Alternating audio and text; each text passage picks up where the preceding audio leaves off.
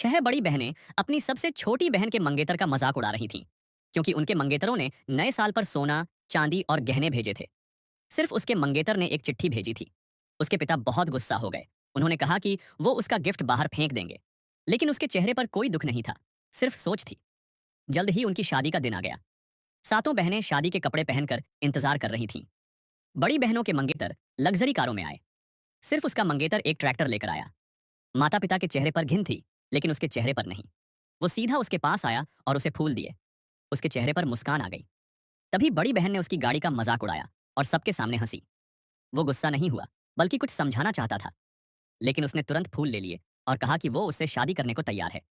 वो अंदर से हैरान था, क्योंकि उसने उसकी इज्जत गिरा दी थी और उसे परिवार के सामने हंसी का पात्र बना दिया था। लेकिन उसने जवाब दिया कि किसी से भी शादी करना घर में रहने से बुरा नहीं है। फिर सभी मंगेतरों ने अपनी दुल्हनों को गोद में उठाया। मजेदार बात यह थी कि एक बहन का मंगेतर लगभग गिर गया। वो उसके ट्रैक्टर पर बैठ गई। इस पल वो अपनी बहनों से अलग दिख रही थी। रास्ते में उसका ट्रैक्टर खराब हो गया। जब समझ आया कि वो नहीं चल सकता, तो उसने कहा कि वो पैदल चल सकते हैं। फिर वो नीचे उतर गई। उसका शादी का कपड़ा कीचड़ से गंदा हो गया। उसने गिल्टी होकर कहा कि वो उसे पीठ पर घर ले जाएगा, लेकिन उसने मना कर दिया। उसने कहा कि वो उसके साथ मिलकर मुश्किलों का सामना करेगी। इस पल वो उसकी अच्छाई से बहुत प्रभावित हुआ।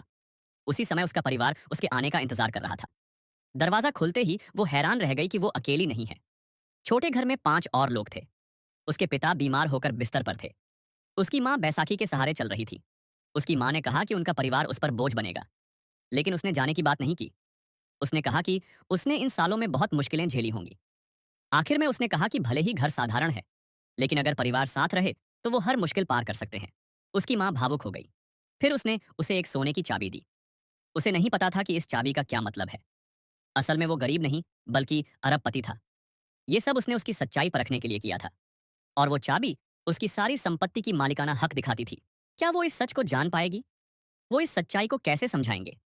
अगर आप आगे की कहानी जानना चाहते हैं, तो फॉलो और सब्सक्राइब करो